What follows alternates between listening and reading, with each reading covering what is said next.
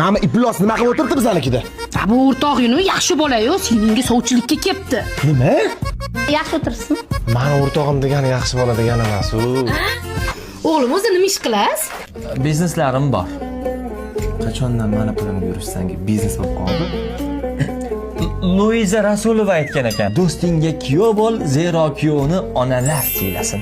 Luiza bana bu gaplardan xabari bormi chiqadi? Yaqinda kitobi ham chiqadi. So'rab qo'ygan yaxshi-da, o'zi hamma urib turasizmi? Boshim ichmayman, to'g'risi.